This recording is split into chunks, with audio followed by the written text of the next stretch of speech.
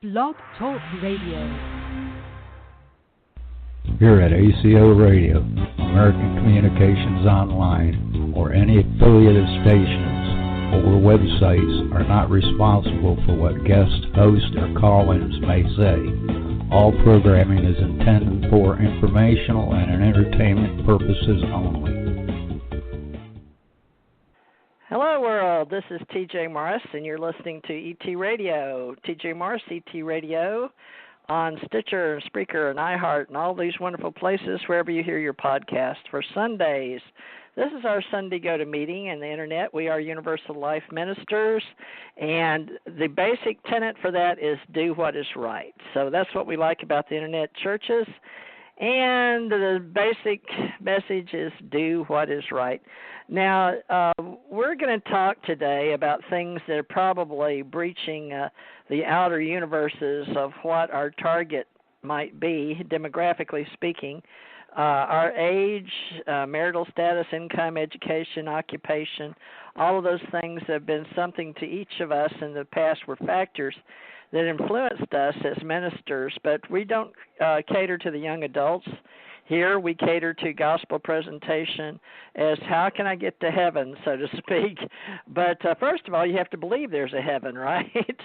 But most of us in America, at least, that's where we are, made in the USA, are building relationships. Why do I want to stay in a relationship with another human? And why do I create these opportunities, okay, in cyberspace? And a lot of people are very lonely out there, and we really found that out yesterday with a friend of mine, Thomas Anthony Sinisi Hawksblood, or Thomas Hawksblood Sinisi, as he's known on Facebook. He is a minister of Universal Life with me out of Modesto, California. We have our ordained by a human. That's what's different about the other Universal Life. There were two, and we have a minister, Ken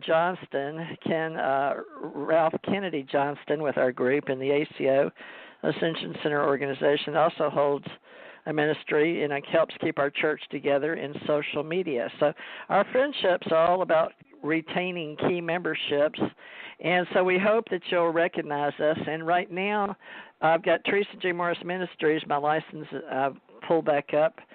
But we can take donations if you're interested at AmericanCommunicationsOnline.com. That's our holding company, and we're hopefully going to have a nonprofit built. We've been trying for years, but we haven't really had any income, but this isn't the best time to start.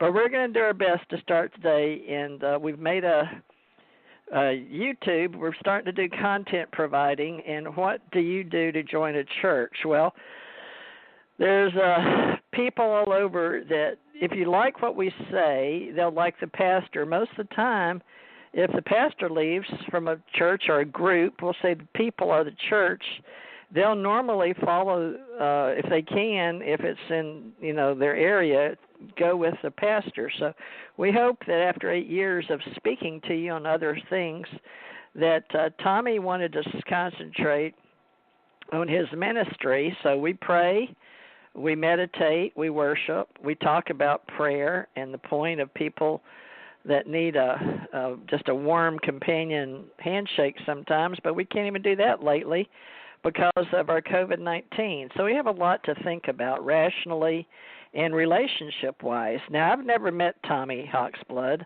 Thomas Anthony Sinisi, in this lifetime, but in this the only thing we have to be a member is do what is right, because that is what we agreed to have an internet church together, he and I, and another person, Janet Carolesson of Maui, Hawaii, Ascension Center organization, and she runs the network, social media, and our domain that Tommy and I don't, so she runs that for us.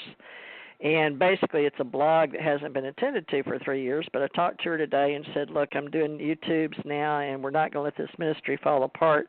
My ministry was first based on music. I wrote music, which Tommy didn't mind playing in the beginning, but a lot of it was the old soul gospel from the country hills and from Ace Folk Life, which we worked with the Smithsonian and up in the mountains, and talking to people and learning of their history and their culture and how American Christianity just came to be in the mountains, and it was a lot of fun to learn about. But since then, my mother has passed over, my husband, and my daughter, so I've had a lot of death and dying around me, which really makes you question life in general. Now, and why we're here and why we're here so short, it's like Wizard of Oz.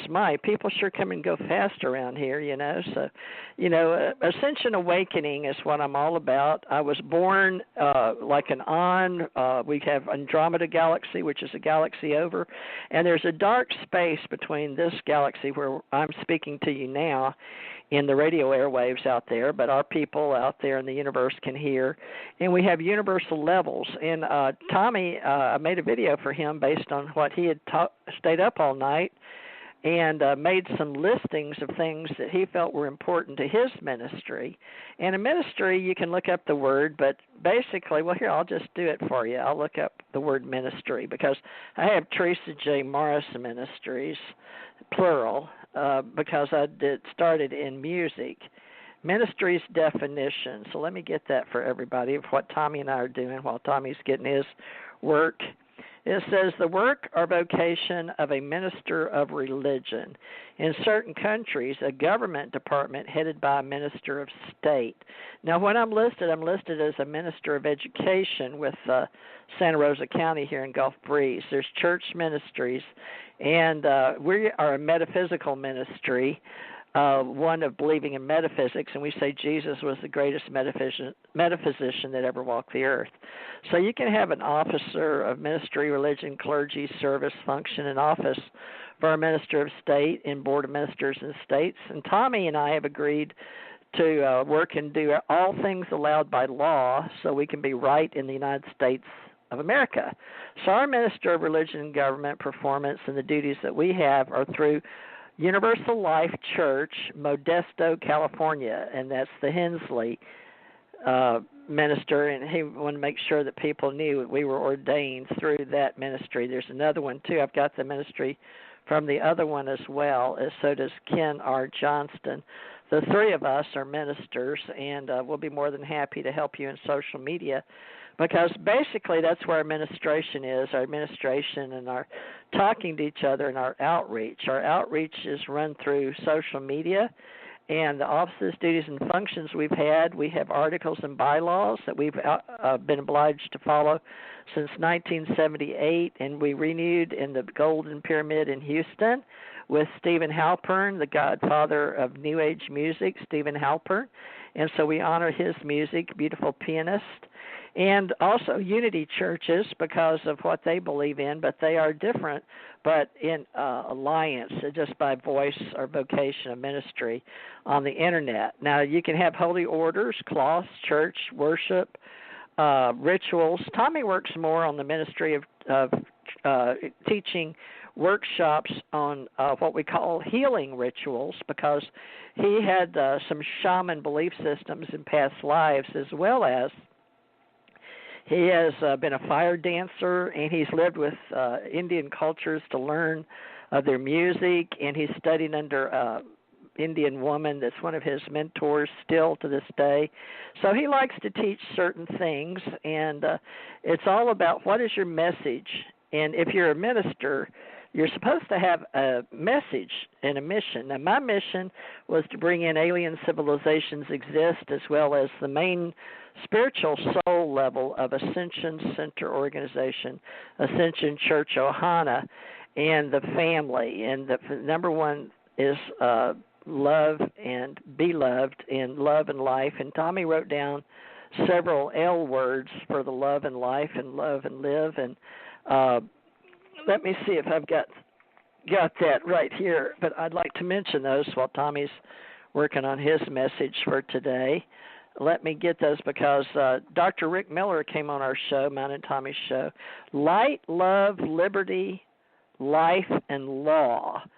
So those are the words, the L words, when we're saying do what is right. So the message today is light, love, liberty, life, and law, not necessarily in that order. Philosophically, love is the law, and do what thou wilt under the law, and all things allowed by law. So we can be a church and hopefully nonprofit, because we're surely not making any money at this, never have. It cost us money to do this. But that's just life in general. Now, what we're going to help with in the future is centrally how to be human, a humanoid, sentient, intelligent being during this time that we have many extraterrestrials that we're learning about, and our ancient history and New Thought teachings. So we have all of that, and we have the articles and bylaws. We'll be more than glad to send that to you, or you probably can find it on our directory in American Communications Online. If not, Teresa J. Morris, and I have Teresa J. Morris Ministries, and I have the Ascension Psychic, because we believe that we're all psychic, we all have abilities. And Tommy and I both practice psychically, and knowing that we can do out-of-body and do astral travel and go to the different planes. And we've figured out from different ways that we've read books and been with groups personally, had projects we've studied, and shifted among people with different groups and studied different places. His was New Jersey and California and Hawaii were the three main I've heard from him personally, but he can endorse all that and prove that with his neural network and who all he works with. But I've been a minister in Houston, Texas first, where I was living in 1984, but I claimed January 27th, 1974, when I died for the second time in my life. The first time was second grade with hepatitis, and the second time was having placenta previa, and they cut me open and took the baby out.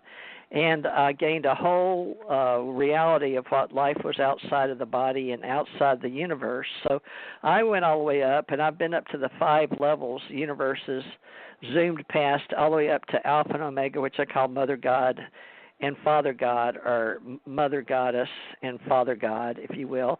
Some people, especially in the New Age community, call it Mother Earth and Father Sky. But this is something Tommy can explain with his Indian history. That's why he likes to use his biological father's name as Hawk's Blood. That's his chosen name. So we can go into that. And I'd like him to mention the name of his video, Tommy, if you would, the one with the girl, what they call an icon on YouTube. So I want him to start marketing that, promoting that, because it's really good for him to conceptualize and to he stayed up all night putting his data together, and he always was told he was going to make a difference, not to blow up his ego, because he's he's got plenty of ego, folks, don't we all, to keep us here on earth. But we're talking about a different way of being humble and appreciating each other. So Thomas Hawksblood Sinisi joins Universal Life Church with Teresa J. Morris Ministries today. T.J. Morris, E.T. is host. T.J. shares Ascension Age. That's my little claim to fame, Ascension Age. Teresa J. Morris Ministries includes ancient wisdoms and New Thought teachings. And Tommy and Teresa are both about awakening ascension beings to the fact that alien civilizations exist. Now, not everyone believes that is the truth, but if you believe in a God and a heaven and a Jesus, maybe the wars in heaven were things you heard about, or maybe not, but people are talking about them now, and extraterrestrials, and they're benevolent and malevolent, and it depends on what side you're on, because if you're on the side of benevolent, you believe they're good and true, and that's the truth and what's right. And so benevolent always means the good, and malevolent is like mal or bad. So we share these opinions, but as you grow in the Ascension Age, you'll learn that we get above and beyond the wars in heaven, and we can talk about all that, but it's going to take us a lifetime to get there. But others speak of greys and reptilians and end of Atlantis, and these are things that I personally don't really like to talk about, but I know that it's something we can get on to in the future because people like to hear about it. But today I want to be, many of our Ascension Church Ohana believers are family, and we've had a difference in an hour, so people may show up later. But our Ascension Age spiritual movement with the Love and Light crew are welcomed, and of course we follow all scripture is all the way back to the clay tablets when the first written word, and if you travel the world, and I've been fortunate to travel the world, but you'll see back over in and Sumer, and then they had the first written word on fire clay tablets or tablets, and they'd take a reed. We had mud and we had reeds, and so we'd take a reed and we'd mash into the clay, and that was our first words.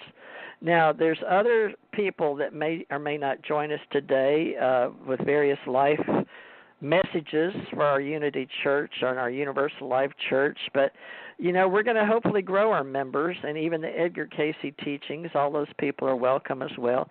Any metaphysician that wants to join us. And historically, we work together, we share movies, we share education, we share entertainment, we work with pop culture, and we hopefully don't drink, don't smoke, don't do anything to hurt our bodies, but basically we just say the main message from our church with Universal Life Ministries is do what is right. But that's up to each individual.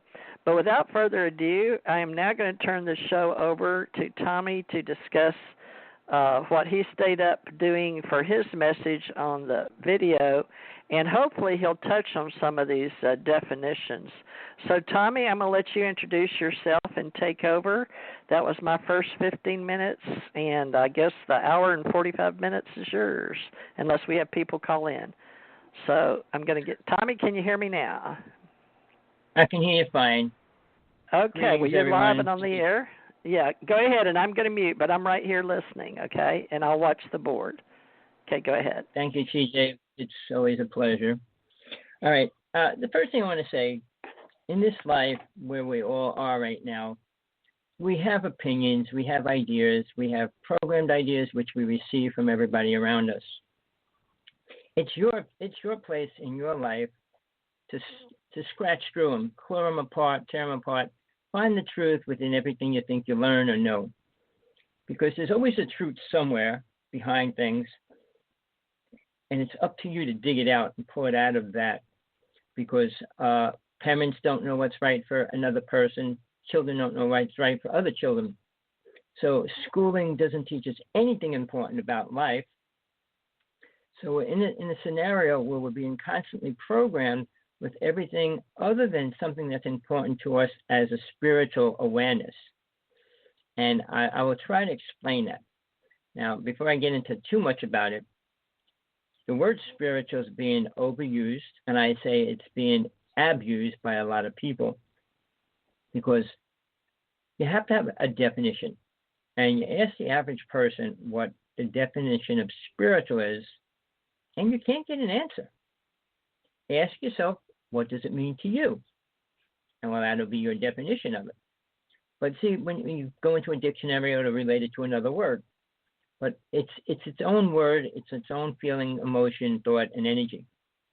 But to tune into that, you have to be in a higher awareness. And I'm not saying rising to 6th, 7th dimensional beings or nothing like that. Just that in our reality,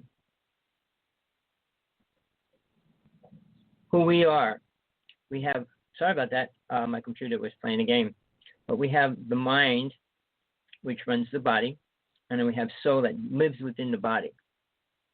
And there's a big difference there. Now, I'm not going to separate what you believe in.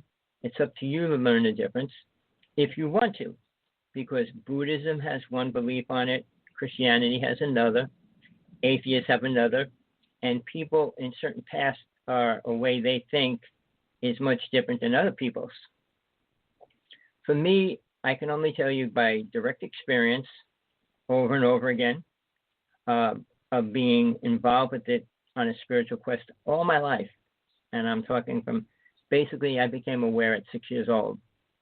And from then on, it was always a quest for truth, what God is, what life is, and what death is. I know most people don't like to talk about death. And I want to get into that because all these little things help you find where you need to put your feet on this ground when you start walking forward. You can always walk backwards. It doesn't take that much talent to walk backwards, but it takes a lot more ability to walk forward in a spiritual path or in an aware state, and then living by that state that you attain by moving into it. There's many paths that teach you sidetracks. I mean, when you add sex into it, or like, I mean, when we get into, I want to get into all those things little by little, but like ghost busting and spirits and demons and all those other words, they're all part of your awareness. If you're not aware of any of that, you're missing most of your awareness of what soul really is and how it functions, and how it functions within the reality that it dwells. All right, soul doesn't always dwell here. And when you go to sleep, the soul leaves the body and it goes into the astral plane sometimes. Not all the time, but it can, and it does. And it's so hard for the mind to understand that. So when a person comes back, it usually gets transformed into something else. So, I mean, I'm going to go into a bunch of things that all help you grow, or help you grow if you want to. Like when you have dreams, they translate them. You can actually work on your dreams. It took me a couple of years to at least get some knowledge of them, what they mean, what warnings they offer you, what truth they offer you, and then how to go from a dream state to the lucid dreaming state and become aware of actual experiences from past lives. And not saying they don't interfere with each other, because when you're dreaming, it could take parts of your past lives and throw it in with what you're dreaming about. And then it just confuses you in your dream. So for me, after years of work, I mean, I learned to go in and out of dreams, stop them, go back in it, make it better, change it if I don't like it, or take it to a higher level and then experience something different. So they're all useful tools, but I do like to try to get into them for each person, where they are. I mean, everybody's at a different level. I don't think one person on this planet is actually vibrating at the same frequency, same sound. We all have a sound, and that sound is actually our spiritual name. And you can find that too. All these techniques, I mean, I studied with all different kinds of teachers, masters, deities as well. So it's not just coming from one person. It's not coming from a book, and it's not coming from planet Earth, a lot of it, or the physical reality. So I can tell you, I'm 67. I'll be 68 in 2 months. But, you know, it was constant work. Spiritual growth is probably the hardest path you can take if you want to attain it. Now, there is a reason why you would want to attain it. Millionaires, billionaires, trillionaires. Well, we don't have a trillionaire yet. But these multi-billionaires, they don't put their attention on that in most cases. And if they do, they wouldn't be a multi-billionaire. So, and, you know, I don't want to get into those details right now. And you'll understand it as we move forward through this. But the groundwork has to be laid out, because you can't just go somewhere without even knowing why, what's going to happen and everything else before you do it.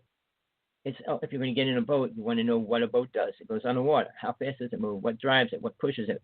How, and all the conditions around it. You just don't jump on a boat, go out into the middle of the ocean and say, hey, now what do I do? Where do I go? How do I get anywhere from here? Well, there's a compass. There's a Lorraine, and they help you find your way. So there's things you need. I call them tools, if you want to call them tools. Becoming aware of abilities. There's different words that you can use.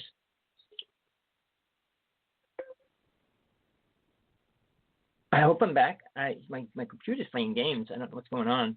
But, okay, here's the thing. I started when I was 6, and it wasn't a voluntary thing. It wasn't like, say, well, I'm going to start a spiritual quest. You don't know what's going on when you're little. You know what the effects and what's going on in your little reality that you have. I mean, you don't leave your house too much when you're real little. And the effects of the energy that comes into the house, which people don't talk about, parents don't talk about. All these things help you become aware of who and what you are. Children can see the light. Children can hear the sound. Children can see angels, beings, as well as demons. They're not protected from that, and they're definitely more open to perceive it or recognize it. And each thing is important, because later on when you leave your body, you need to see your angels or guides, learn how to trust them, understand, make sure that they're real or good or in the right kind of a being to be next to, that you're going to put your life or your soul into their hands. And you always have to be aware wherever you go, no matter what you do. Even in this physical reality, you can give all your heart and love and compassion to a person, and they could totally abuse it on you, or twist it, or take it, whatever. This isn't the end for soul at all. It's only the beginning for soul's awareness. And here's a statement I have to make now, because you might not accept it later on, and if you don't, it's going to be pretty hard to follow everything I tell you. Soul only purpose, it only has one purpose, is to find out what it is. All right? People say, well, to get a job, to get a home, to have a family, to buy a car, and all those things. They're just toys, for a word. I'm not even going to say tools, because those tools don't help you explore the worlds and realms when you leave this physical reality. All right? So when you say, well, what's my true purpose here? It's a simple answer, and nobody wants to hear it. They want to hear, well, they're here to change the world, to save mankind, to save animals, to save whatever. No, each entity within itself has its own direct mission to find out what it is. Even animals are learning. I was just going through something this morning and last night about little creatures, ants, bugs, and things like that, frogs, and what do they believe, what do they learn? And I came to an awareness, and this is interesting. You know, male and female, in reality, I think men think women are prettier or beautiful. In a fish world, it's always the men that are pretty, not the female. In the bird kingdom, it's always the male that's pretty, not the female. So, in their awareness, they have to be able to recognize that. So what I'm saying is, what we don't even know about animals and creatures, they have an awareness, and it's probably a lot more than mankind gives them. Well, I mean, when a peacock spreads its wings to attract, I mean, there has to be an awareness that they have that goes beyond, well, they just eat and die. They don't understand. When animals take care of each other and things like all that awareness, it's different than ours. It's inherited awareness. When they're born, they're given certain awareness. I mean, the same as a child. But, you know, if you take a child born, put him out in the wilderness, how long do you think they can live? And a lot of animals can live by themselves without the help, but some of them need their mother. But if they weren't given any help, what does a child become? Can it even eat? So these things that are passed down, and I mean, I don't want to go against a complete theory that I worked on for a long period of time, realizing it was a fallacy. You heard of the story of the 100th monkey. Well, I'll tell you, it might have been right at the time during their experience or experiment. But in reality, if we learned from our experiences and it transforms the whole reality, we wouldn't be going through the same experiences. Every lifetime you come back, you're going to stick your hand in fire. Why is that? Because you didn't learn the first time. So to say you learned in time, you have your whole life to learn that fire is hot. And then when you reincarnate and come back here, you're still going to stick your hand in fire to see that it's hot and burn. So it's not like that awareness grows and completely becomes reality for the next generation of souls. So when they say 1 million monkeys or even 1,000 monkeys attained awareness, it affected all monkeys. It really doesn't. So, with that, okay, I'm trying to build your foundation, which you need to take your first step. When we talk about religion, all right, do you have a religion? If not, that's okay. Do you consider yourself spiritual? You can tell yourself whatever you want. That's okay too. But we're going to start being from a place of being soul, S-O-U-L, a soul. We each are one. We're our own. We're not connected to any other soul. This is an experience and experiences and work that I spent my whole life doing, working out and figuring out and proving, which combined with all my other lifetimes back to Atlantis. So it's not like I just put one piece of the puzzle together. I have a lot of, I'd say most of the pieces of the puzzle. And I still can't find a piece that I don't have to my puzzle. So including why I'm here and why I'm leaving. But that takes time and it takes lifetimes. Nobody attains that in one lifetime. They might say they will. I mean, I can go into names and people that say, well, I'm aware, I'm completely aware, and all this and all that. But you know how you can tell? Ask them what God is. Ask them what spiritual means. 2 little words. One's a little bigger than the other. But what do they really mean? Now, I know most people, I don't care what they're talking about, still have no understanding of a real God. And what I mean by a real God is what it truly is. The problem with that, religions created an idea of what God was. Now, the other part of that, aliens, after they destroyed Atlantis, created images. Those images mankind accepted in our now phrase word God. But in those days, they were called deities. Hinduism was the first religion on this planet. Before that, it was animalism and praying and worshiping animals and things like that. They didn't have anything else to deal with.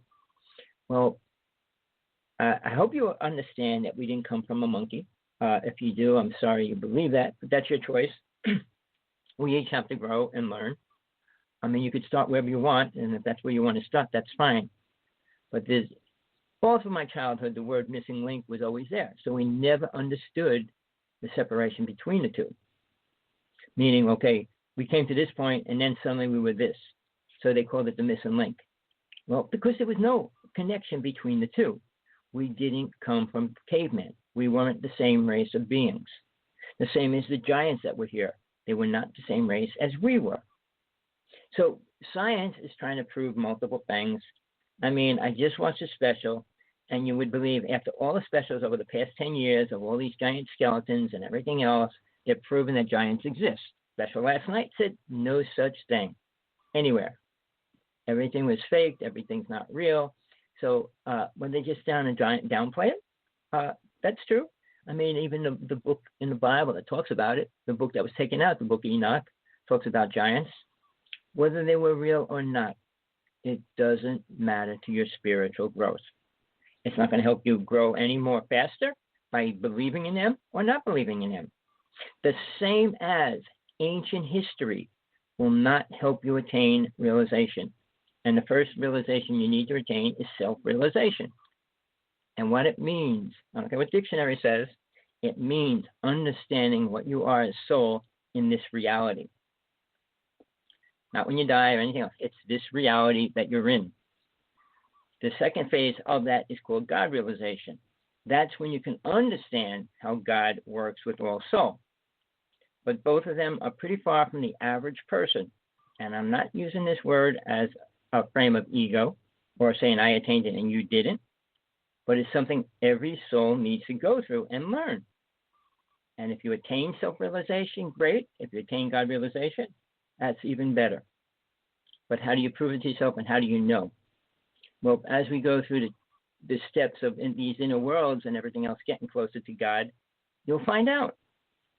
Because the numbers prove that most people are not spiritual. And when I mean numbers, Christianity has roughly 2.4 billion people. And they're all dead set in their belief. I mean, there's about 500 different branches of it, but they all believe the basic concept of the idea. Then you take Muslims. They're 2.1, 2.2 billion in the world. So look at the percentage of people that are already locked into a teaching, a belief system. That system has been a program for a long period of time.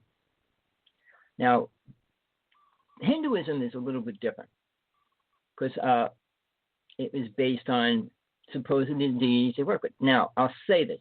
Deities, the word deity, what they are is real. I mean, mankind, it's even the same as the Ten Commandments, but in Hinduism, they created all these statues of the deities. In Christianity, you can't create a statue of God of any form. So there's a big separation right there. But Hinduism was dealing with these beings that they call gods. They were called deities, but we call them gods now.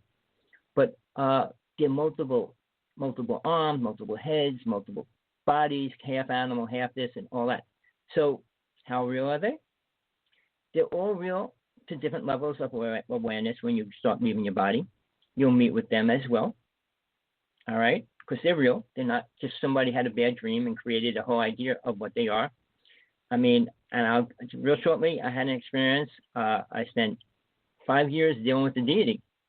When I was 6 till I was 11, I didn't know who it was until I was 25. I was with a Tibetan teacher of mine, master, and he says, well, you know who you're working with. And I said, what do you mean who I'm working with? I didn't know. I didn't know the word working with. I mean, I just knew this deity came to me, took me out, and brought me to places, showed me things, taught me things. And it had nothing to do with planet Earth. All right, I'll get into that as we start getting into the word traveling. But the foundation has to be created. You can't build a house without a foundation. And you have to know where the limits are, how far you can go, what you need to build the foundation. After you have the foundation, you could start building your house. All right, when Jesus spoke about in his Father's mansion, there's many rooms. What is that house really? What does it consist of? I don't want to get into that yet, but it's beyond this level of awareness that most people have. And it's not a religion. Spiritual growth has nothing to do with religion, and it has nothing to do with being a spiritualist. I mean, it's awareness. There's two separate words. I know TJ won't use the same words I do, or maybe not agree with the words that I use either.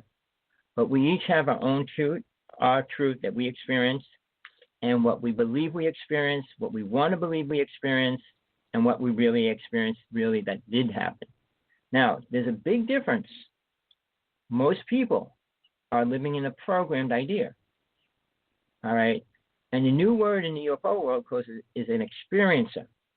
They can't prove anything that they experience, and it doesn't relate to any reality. All right? Except the reality they created with their thought. When we go back to who we are, why are we here? The first thing is to realize, all right, how much time do we have in this reality? Every soul can live anywhere from 1 year old to 125. I mean, and it's not, I won't say you're lucky if you live to 125, because if you do, you will probably have seen some of your children die, which is not a pleasurable thing, especially when you get older. So age isn't important to become spiritually aware. The second thing is an attachment to things that you think you're attached to, your family and things like that. When you age, you start aging, you start losing everything about yourself. Why am I bringing up the word aging? We age for a reason. All right. A lifetime, put it this way. You go to kindergarten for what, a year? You go to first grade for a year. You go to second grade for a year. You go to college for 3 years, 4 years. You can go 8 years. The time frame is what you're supposed to learn within that time frame. So 125 years for the average person. Somewhere in between that, they should learn what they need to take the next step in their life, when it means leaving the physical world to go into the astral plane. All right, that's the first step. But you're supposed to attain that awareness somehow, some way. And if you don't, you get another 125 years to do it again. And if you don't learn it then, you get another 125 years to do it again. But the problem is, most people, as soul, do not learn, or they don't remember. When you die, and you're letting go of this physical body, and you go to the astral plane, you stay there for a period of time, but then when you come back here, very few souls have any awareness of any of that. So in other words, you spent 125 years doing nothing, and you got to start over. Like I said, you got to stick your hand back. You got to stick your hand back in the fire to know that it's hot. All right? So that point is where you actually have to start all over. All right? Meaning, going through the same things when you were a little child. And now what makes it even harder, since man has become more corrupted, more programmed, the ideas and thoughts are so far from the truth of reality, being pulled into the delusion and the illusionary reality that people want to live in. Okay, now you can take Buddhist teaching and say this is all a dream and it's all imaginary.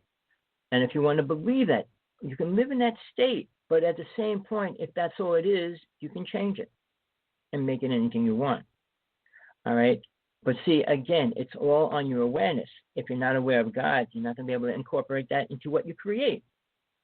which I'll tell you straight out right now, will not allow you to go into the higher worlds of God. If you can't create the right things, why would God want you to move into its realities, or its higher realities rather than the lower ones? Earth I call hell, and then the astral planes, the next realm. But they're the lowest level soul can go. This is hell. It wasn't like soul was somewhere else burning and then you jump into that fire. This is it. And when you leave this world, you're stepping out of it. Even when you go to the astral plane for a short period of time, you're out of this realm. Very few souls to get to stay there, and there's a simple way to get to stay there. The word that you have to deal with in this physical reality is called karma. Hinduism had it right. It's the most important word that you have to deal with. Because if you stop creating karma, it allows awareness to happen and unfold. You create more karma, it slows the process of awareness to grow. And when you start growing, you let go of the negative side, dark side, and move into the light. But people's ideas with freedom don't understand what the word freedom means and abuses that word as well. We're all free. No, we will never be free. Ever. Oh, well, I want to be free. Well, go into the bliss state, stay in the light and sound, don't take on a consciousness of who you are, and just be that. You'll be free. Be free to be a vibrating ball of light, and that's it. Never to do anything else again. If that's what you want to attain, that's one step. It's the first step that Buddha taught. If you want to go into that, that's fine, but there's steps beyond that. And if you understand that you have angels, deities working with you, if you're aware and open up to them, they can teach you all the things you need to know in those other realms. 32 psychic abilities were created on the astral plane. They were brought here in Atlantis, and they were used wisely. When alien races came here, that's what they changed about us. They took our abilities away after they destroyed Atlantis, the ones that stayed here, and programmed into the horrible things like killing and abuse and all those kind of words, which we didn't have. So it wasn't God's fault, and it wasn't really man's fault, but man has taken that. Instead of breaking away from it, it's absorbing it and using it. Everything we create today is taking us further and further away from any aspect of understanding a true God. Sorry, people, it's not bringing us closer. Building spaceships, building submarines, building wireless phones isn't helping us connect. You're not going to call God up and say, hey, I got a new cell phone. I got 10G. I could talk to you now. 10 levels of God, so I could talk to God at the 10th level. No, it's not going to be like that, and it never will be. Science can only deal with a physical reality. When a proton, neutron, and electron, magnetic energy, Earth's gravitational energy, it's all in the physical reality, and it's a dense vibration. Each realm, when we get into the realms where soul moves into, become lighter and less dense. So the solidest form means physical. The astral form means the astral body, and you can see that as well. But it's not solid. You can't chop it in half. You can't shoot it and all those kind of things. So the solidness changes. And to describe it before we get into any details, it becomes much closer to a real light beam. Shine a light. See, go across the room, try to hurt it, destroy it, stab it, burn it. Can't do anything to it. So imagine that idea of not being able to be destroyed in any way. It changes everything. So there's so many things that we are working on at the same time in this lifetime. We are being pushed and shoved with the things that take our attention off of it. All right. Now, where do we start? Well, I'm helping you build a foundation. How much time are you going to put into becoming aware? Every minute, every day, every second? Where do you want to start? How much are you willing to put into it? Obviously, like anything else, the more you put into it, the more you'll get out of it. The difference between the word put into it and pushing into it is two separate. You can't push. All right, say the door opens into your house and you're inside the house trying to go out. You can't push on it to go out. You have to open the door in. So if you're pushing on a door, it will never open. And they always say, give the space to the door to allow it to open. And when you go into meditation, go into contemplation, when you go into doing a spiritual exercise, there's a lot of different words for that. Each one has a different content. What's the proper word?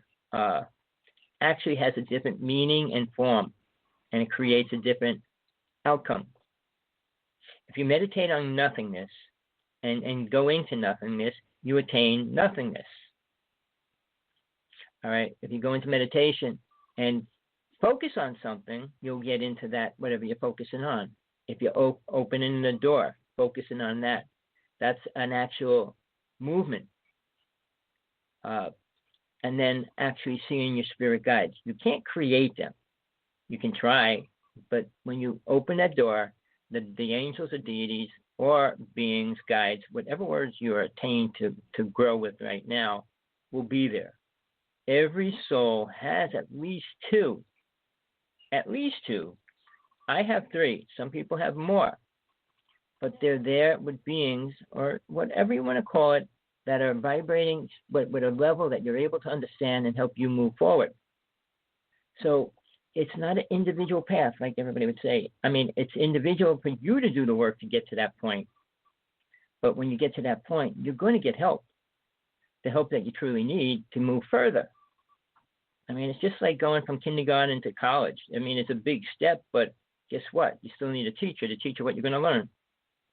And just thinking a sad idea. People think when they die, and most psychics, people that work with beings and ghosts and spirits, think because you die, you become spiritually aware. Think you become an angel, and all those words. You do not. You're the same soul that was living in this body with the same awareness. Now you do experience death, and you see that there's a separation there. But that you think I'm aware? Do I think you're aware? Uh-huh. You answer it. Are you aware? I think so. I hear an echo. TJ, I thought I'd better let you know my kids just came by. So I was gone a few minutes, so I didn't know if you noticed. But no problem. How are you doing? Okay?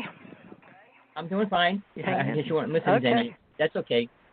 So, I was the first 15 minutes or so, but now you're at a minute and 12. So you've been talking almost a little at 30 minutes. So I haven't been gone but maybe 12 minutes. But I had to go get my daughters. They had my car. You want to come back in? No, I don't know where you're at in the storyline. So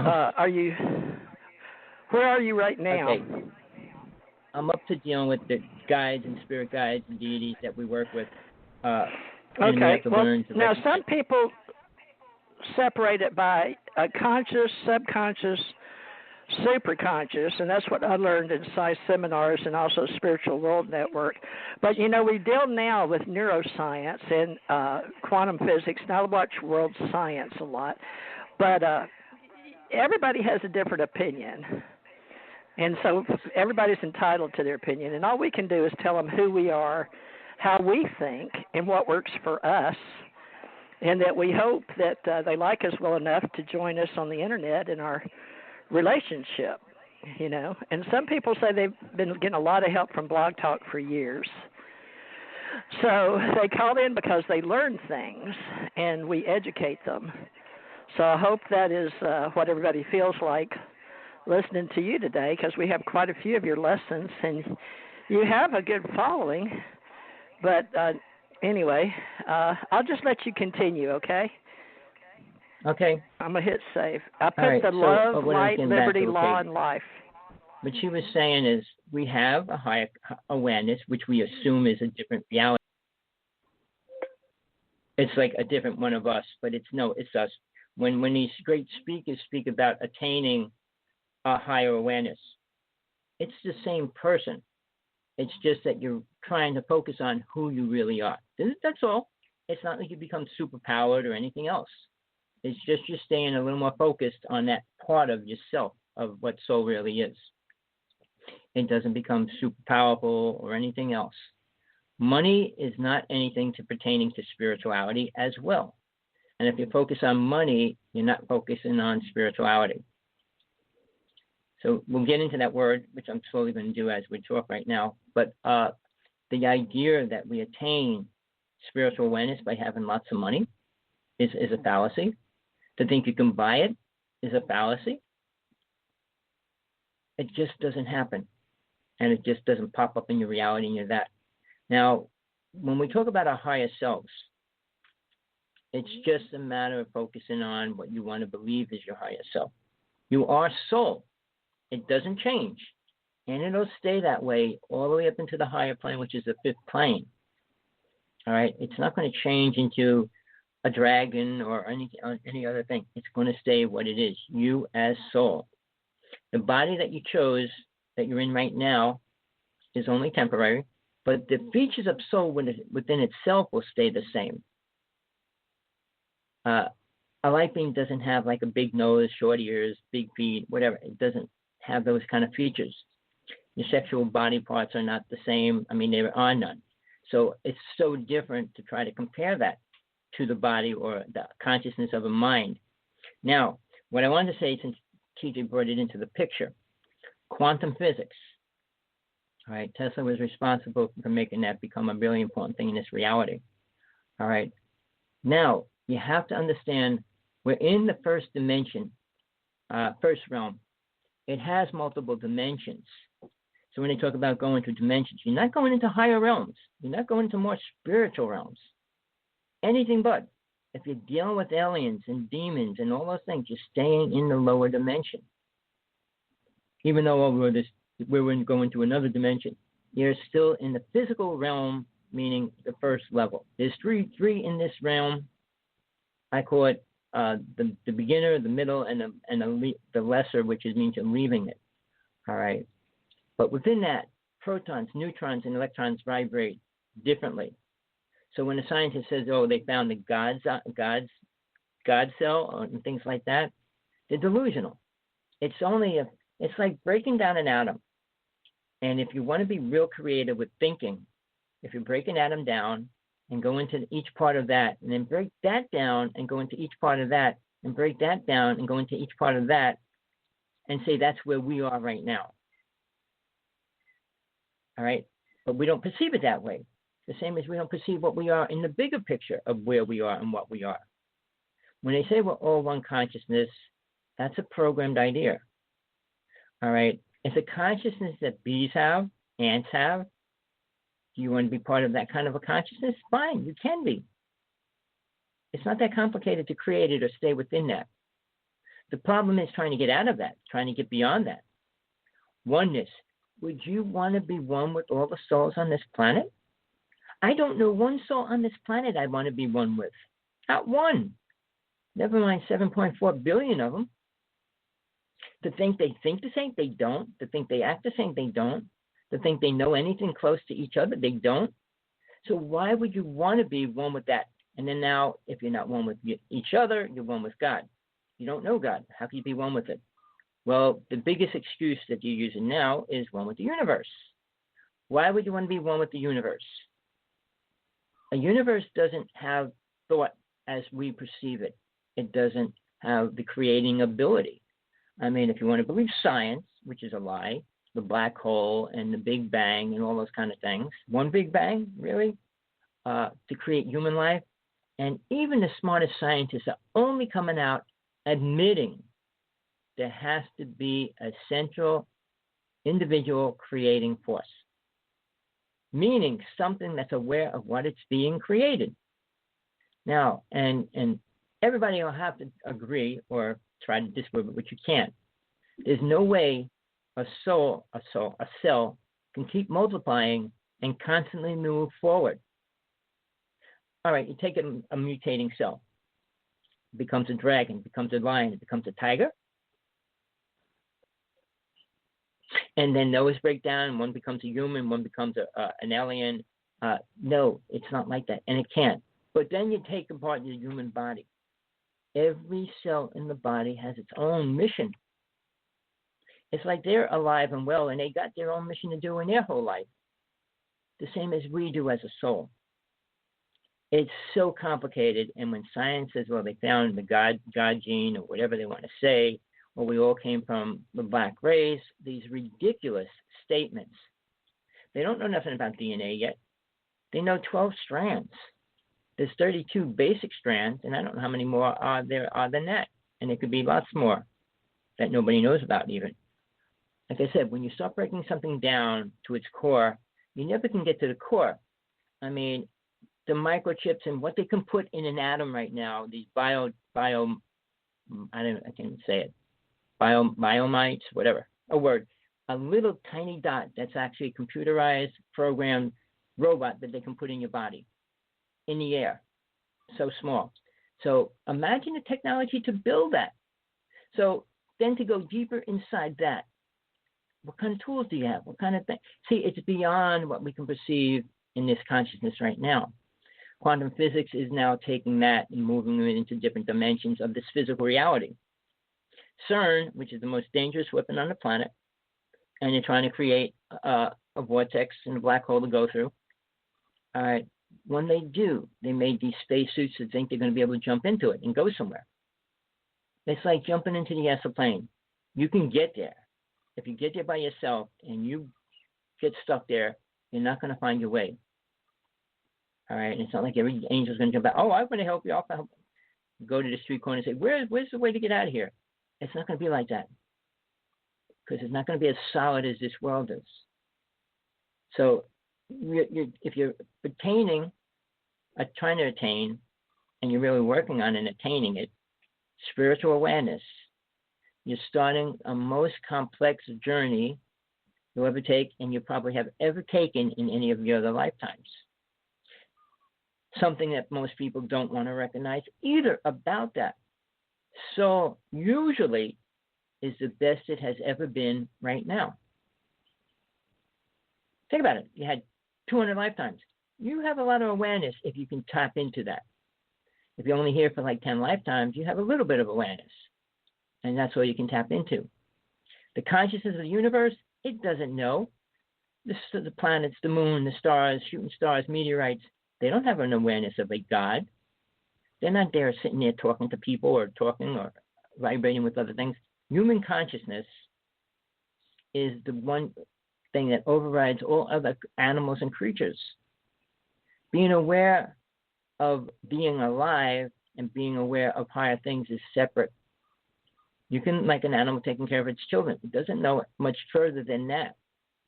A dog can recognize love from a person, but it doesn't recognize God. And then the other thing is, they're aware, much more aware than we perceive or understand. You ever watch a dog have a nightmare and watch them dream? They dream too. So dreaming's a critical thing to a lot of different animals, creatures, and everything else as well. So there's a fine line between dreams and reality for a consciousness awareness, because if you can tap into that and use it wisely, it's incredible. Now, I'm going to sidetrack. I mean, it's Halloween. I watch so many ghost stories and spirits and everything the past 3 days. I watch day and night, constantly, all day long, all these different ghost shows. I have half of them recorded, and it's about, like yesterday and today, there was 2 channels on all day. So now, the other thing is spirits, ghosts, entities, poltergeists, all those kind of words. They're here now. So, and they're in a different form. They're not in the solid form. They're in their astral body. All right? Can you be in your astral body and be here? Of course. Can we be here and be in our astral body? Of course. So it's not too much different between the astral plane and this reality, except we're not driving around in the same car, the car being the body. So when I wanted to bring this up, the first time, and I think the person that did it, his is Ozzy's son, Rick. He's been doing a lot of ghost things for the past couple of years. And I really didn't even know it was him until recently. But he did a special just yesterday. The first time they had this incredible proof of an experience. And I needed to tell you because this can help you understand how we deal with it in this physical reality. All right, this lady said the house was haunted. So Ozzy and this woman that he works with went to the house. And they're talking to the lady. She said, I can feel it, I can see it, and all these things.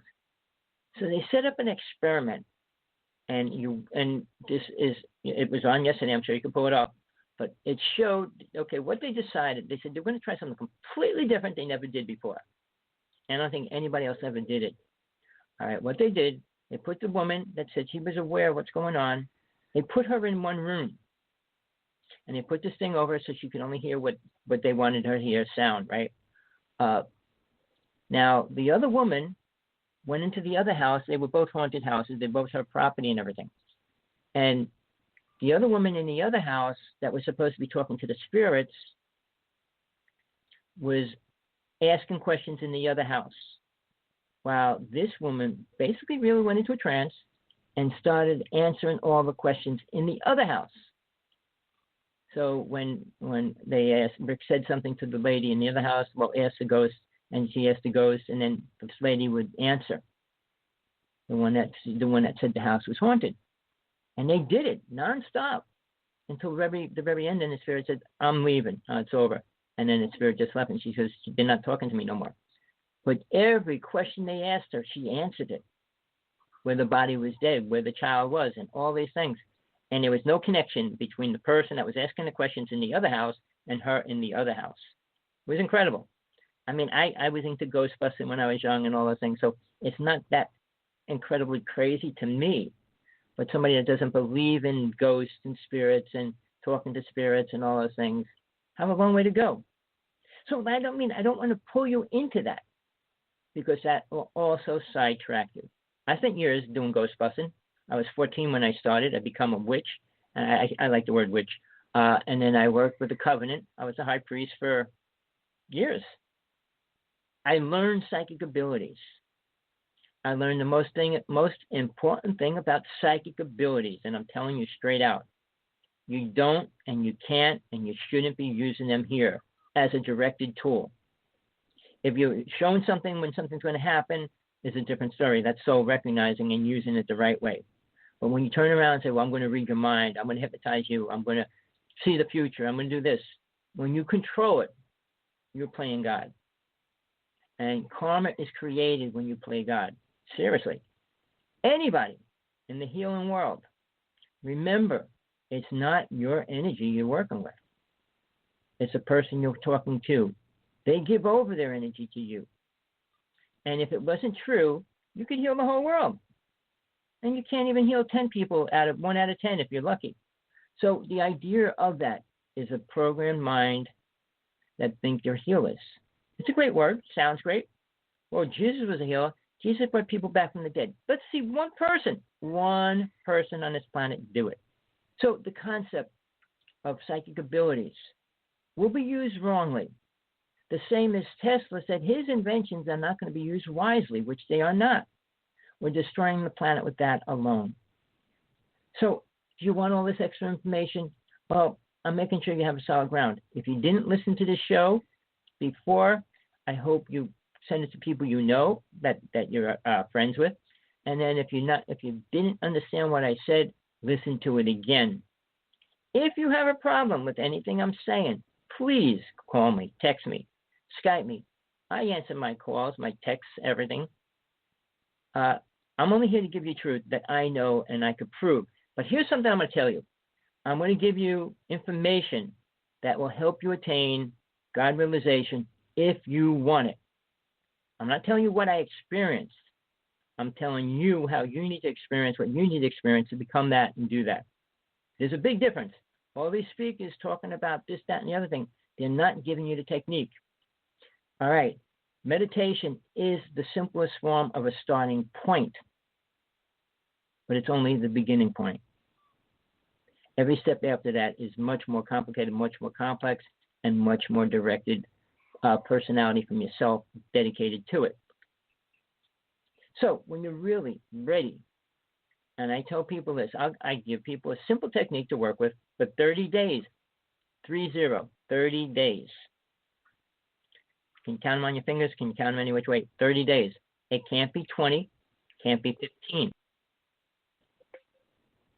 It can't be 5, it can't be 10, or it can't be 25. I'm telling you, I need 30 days to what I'm giving you. I mean, one of the greatest speakers says 21 days, and you reprogram the subconscious mind, which is true. But you want to make sure the program's set right, and that you build the foundation around that as well. Now, if you're doing it for 30 days, there's no in between. You can't break it, because if you break it, it allows the subconscious just to accept what it has, that program already, and you can't take away the one that's already in it. It'll stay there. After 15 days, and you're moving into 21 days, it locks that program out. And now you're able to put a new program in there. And that's where the next step comes in. You have to be able to take the next step. Because taking the program out, it's like taking your computer. It's running on a disk. You take the disk out. Now what's it going to do? You got to put a new disk in there with a new program. But that program that you're going to put in there after you take the other one out has to be 100% real to you and where you really want to go. You can't let the government put it in there. You can't let school put it in there. You have to put it in there and create the foundation of what that's going to be. And if it's awareness, which I'm telling you is the most important thing you can put in that space, it's the most important thing you can do. And we'll get into that when we get to that point. We have to be able to get to the point where we're ready to leave our bodies.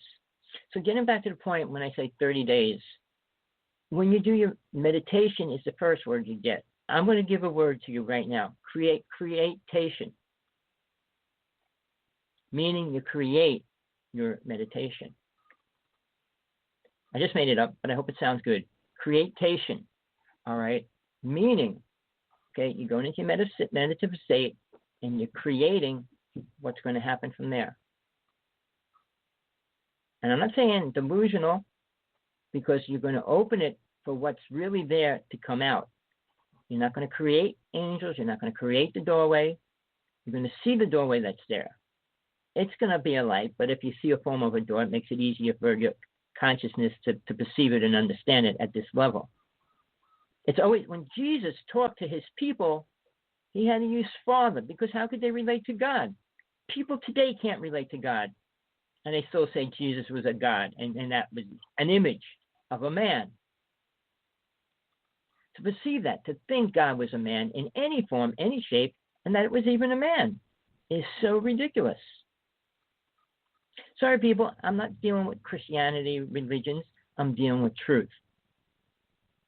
God's not a man sitting there. All right? It's way beyond that. It doesn't have the form of a human body. It doesn't have sexual genitalia, or anything like that. But it's the most powerful force in all realms and dimensions. How it thinks is beyond conception of a human body person right now. I can say I got next to it. Does God talk to anybody? No, it does not. Well, Moses, no, the angels, deities. God created all those things for a reason.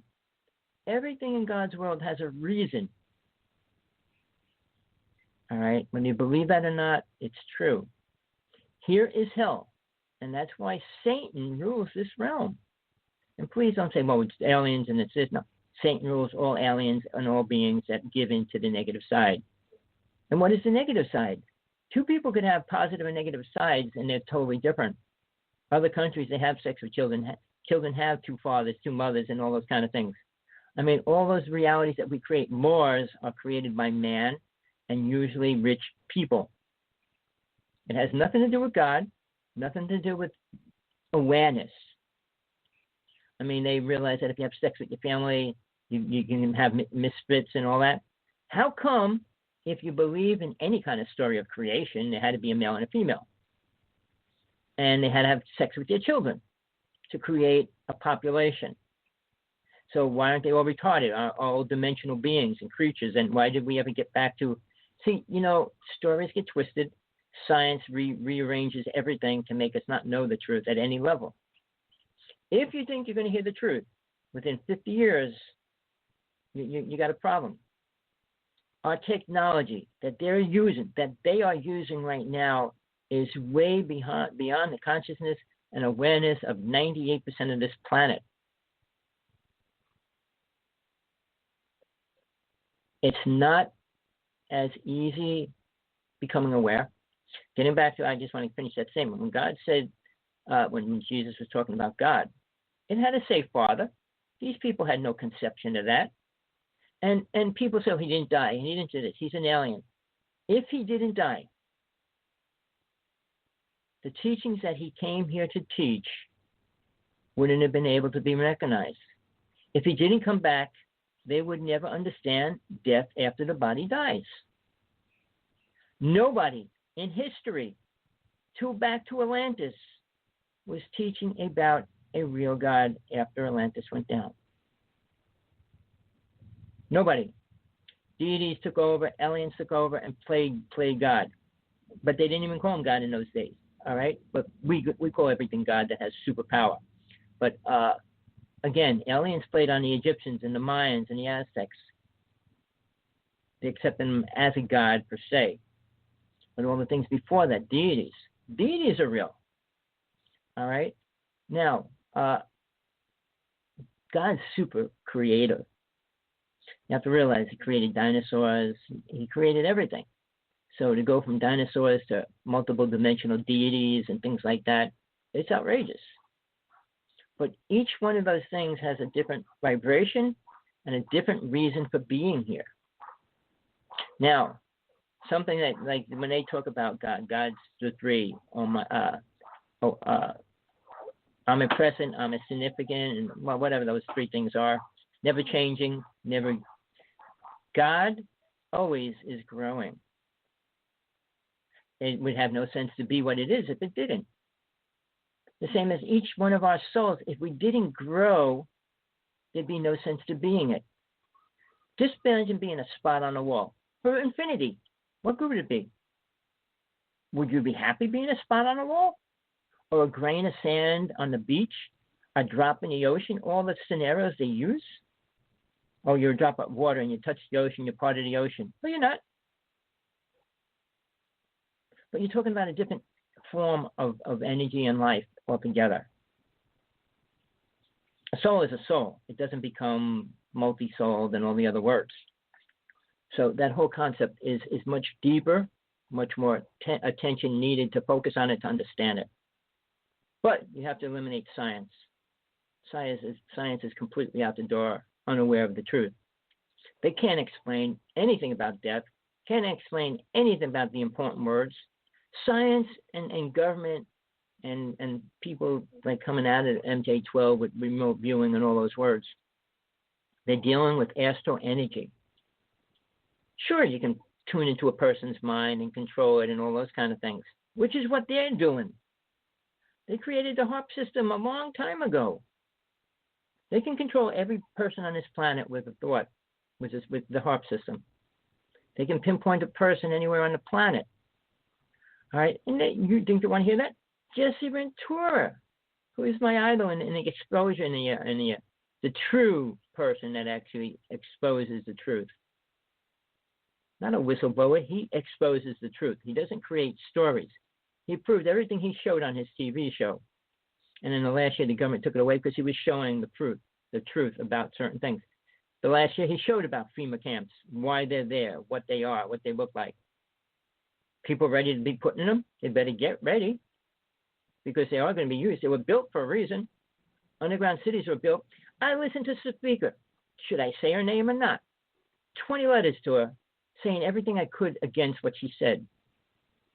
When you're in a host or like you have all these whistleblowers coming in every day, you get thousands of twisted stories. Each one says it's real. How come not one of them could go with another one and help mankind do something? All right. None of them are beneficial. The stories aren't beneficial. What I'm giving you is hopefully going to help you understand about protection, what you need before you do anything. When you go to the store, when you go to a bar, when you go out, the protection against the energy that attacks you. All right. Bringing it home to your family and things like that, which is a starting point. And very few parents do that or are aware of that. Drinking and smoking pulls it in, and you have to clear that energy out. All these little things are dangerous. You can say, no, they're not. I can deal with them. Yeah, you can deal with them, but you will stay in this realm, planet Earth, which I call hell, for another 10 lifetimes.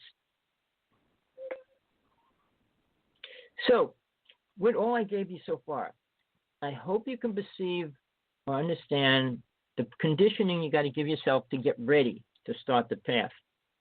Or if you're already on it, how much are you into it already? Did you ever have an out-of-body experience? Can you describe it in any great detail?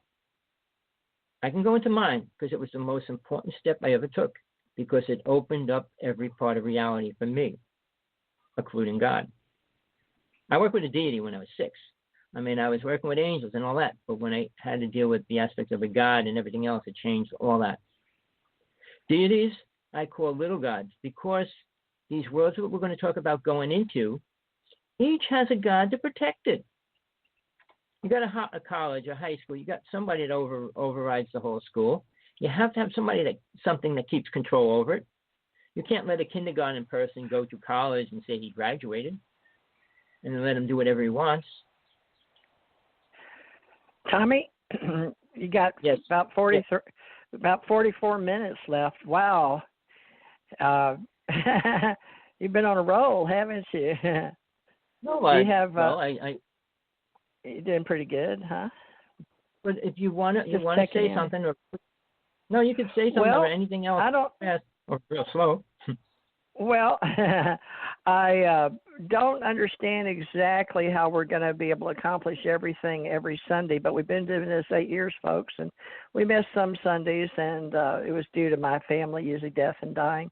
But I hope that people will understand we do this out of the love of our heart, and getting the mind with the heart and mixing it together with the soul and what the soul is all about, because we're here such a short time. And, a lot of the things on Ancient Aliens History Channel, and that is very commercial, and we do like science fiction. And science, there's a lot of scientists that like science fiction, but I also like theosophy and philosophy. And I felt like my mission in this reality was to be here and usher in this ascension age, which is about awakening, ascension, and also the spaceports, which we're going back up in space. Now, not everybody may have the same mission, but Tommy's is a very high calling because maybe people don't understand how we use words and what we mean, especially academics, but having worked in government and out of government, traveled the country and seen how people live, and things are very different around the world. And we're not all born into the same culture. And in America, I know that we've been a melting pot for all other type of cultures, and I'm all about American culture and international relations. But, right now it's very fluid is the best way to say it.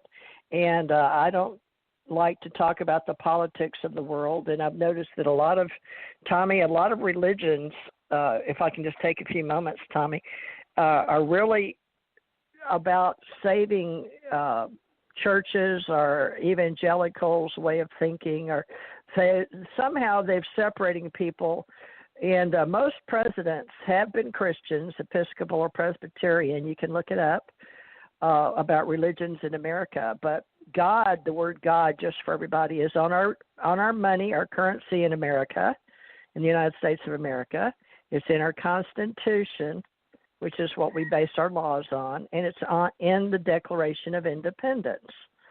So this country, this great country, the United States of America, and I happen to be very privileged to have seen a lot of different religions being formed in America and studied a lot of world religions. But I would say the majority in America is based on God. Now, how they divide that up or believe, there's a lot of Hasidic Jews in America, and we support in America with the Christian faith and the Adamic faith, and that Tommy can usually talk about all three of them, which is Jews, Christians, and I always want to say Hindu, but it's not, Muslims. They all come from the Adamic religions, all the way back to Adam and Adama, and a lot of people believe that the Enuma Elish and the Atrahasis story and the Great Deluge stories and the stories of Noah and all those came from the On, and there's a lot of stories of U-R on YouTube's. Yeah, I can hear you. Can you hear me? Oh, no, I keep beeping out every 10 minutes for a second. I am? I am. Oh, well, that's on your side, but you've been real right. good. I've been listening to you the whole time. But I No just problem. thought I'd add in that a lot of the ancient cultures that we may not believe in, but I have the Ace Folklife for myths and legends as well. So a lot of our stories that have been written, we don't know, they're mysteries. So I would like to just suggest that God is the all-seeing and all-knowing, and men in our way of being, since we really don't know what the God source is really in the way we think with our limited thoughts, we're trying to do our best in neuroscience now to work out the fact that we are smarter academically and left brain logically, but we have our right brain too, and we're whole brain thinkers now. Even that's controversial. But Tommy and I have our own opinions, but we've been able to get along. Some people compared us and his friends to old married couple, but we're both single, and he has a partner he's been very happily partnered with. For how many years have you been with Namgal? Almost 20. 20 years? Almost 20. Yeah. Absolutely amazing. That's amazing. She's a Hindu. No, she's a Buddhist, isn't she? Right. Is it different, right. Buddhist and Hindu? It is, isn't yes. it? So there's all type of world religions, folks, and I've learned something about in America, Tommy, that a lot of people aren't very educated about all the world religions, and that would really help people to understand and be less biased. And now with all the things that have been happening in America, I think it would really help people to understand more about how our country was founded, and that it was mostly, Christians, basically. They were pretty strong coming in from the old country, and y'all may know about the Tea Party and dumping the tea and all that, and taxation, and we don't like taxes, but that's why we left the old country, to get away from the king in the first place. But I've noticed a lot of the churches seem to go on the Republican side, and I don't think that should be a split. The poor people, and it did not used to be that. I want you people to know that in America, it used to be quite the opposite of the way we think with Democrats and Republicans, but shouldn't bring that up on a religious show possibly. But I've heard a lot of the stories, and I used to go to church quite a lot, the type you go to brick and mortar and show up, and there's a lot of people having them in their cars now. But Tommy and I have an internet church only on Sundays, and then occasional Wednesdays I'm going to have some of the females do a Wednesday show with me, and then Tommy does a Tuesday show. But if you like what you're hearing, we hope you'll come back and check in with us and see how we're progressing. And Tommy and I study, and like you said, he's watched a lot of television. That really shocked me that you shared that you spent that much time looking at horror shows for Halloween. I guess you really get into Halloween and television movies. So maybe we should. Horror show. It wasn't horror shows. It was real life, real thing shows like ghosts and people that are working on. Oh, you're doing reality shows? Reality shows? Oh, you didn't really. That. Yeah. You didn't really clarify. So maybe sometimes we talk. Maybe sometimes we talk in general, and we're Tommy and I will just. I guess you could say God gives us the gift of gab, whatever you want to call it, but. This is what we've been doing since 2012, and that was to bring people together, actually to bring – Tommy, explain real quick for people because we got 35 minutes. I'll give you the last 30 minutes, but let's break it up a little bit because people's ears get tired, even mine, and I've been working with you for years, and I love you. So, but even though we may love each other on some levels, I don't understand that, Tommy. Do you call that a soul level, or why is it you can have resonating energy with we never met each other in human form? Yeah, I'd like you to explain that to my Ascension community. How do we stay working together, and yet we're okay to agree to disagree, but we have some kind of strange union? And I can only relate it to the way I was trained in reincarnation, which we haven't really talked much about. But in America, we were not taught to believe that we could possibly have lived before and come back. Or even in this body, I've come and went 3 times, and you probably, I don't know, how many times have you left your body? I remember the bathtub story and your books and things. So, but we both left our bodies and come back. So we know there's a hereafter. So we both feel like we're ascension masters. And I haven't touched on that, but I'd like to have it today, November 1st. Ascension masters, the ascension awakening people, all believe in the ascension age or the awakening of the soul self and your higher self. And Tommy separates it with soul and spirit. Tommy, some people think, and this is sort of how I feel, I'm not right, but it's right for me, is that my soul is the combination of all my experiences. So there's some things I'd like to hear Tommy's, because it resonates with me. But let's start with love. Why is it, Tommy, just take a few minutes to answer some questions for me, but why is it that you think that you and I somehow will come back and share, well, I'm trying to build Ascension Center Ohana with you in Hawaii so we can, have a retreat and a study time and all that in a human form, since I've never met you. But what is that brings us together as healers? Can you address my Ascension group?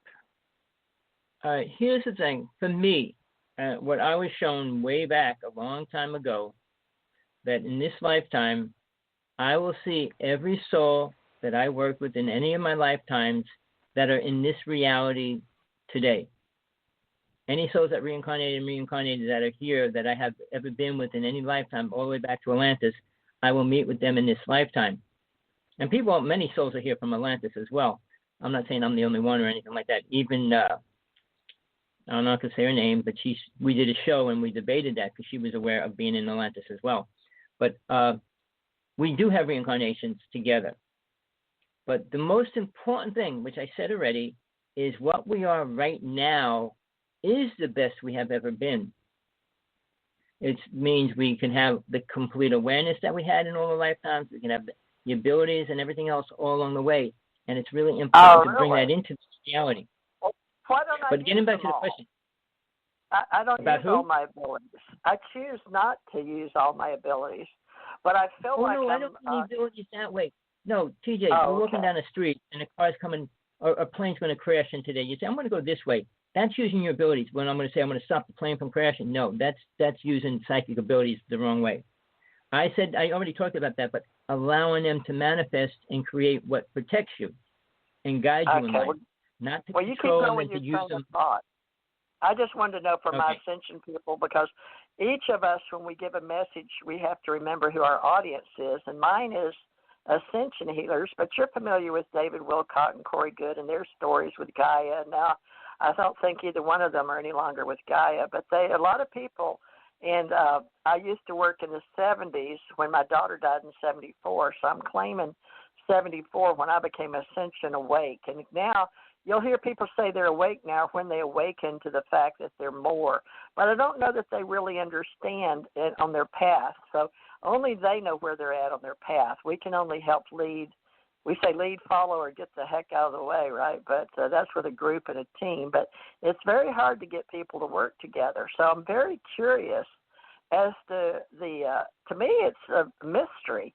Why does God and Jesus allow Tommy and I to work together? And I saw Jesus on a spacecraft in this reality because I was taken, and I have to own that. But for years I wouldn't, because I felt less than and like I shouldn't tell my truth. But Tommy was just out there.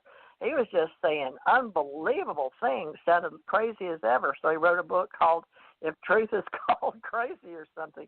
But Tommy is way out there, folks, but yet he sounds so grounded that he has a really big following. So a lot of people like how he teaches. Now, that's up to you. I'm more softer female. He's male. Dominant, alpha male, and he was with a coven. He says covenant. A covenant is like a promise you make with God, so I'm sure he was under a covenant.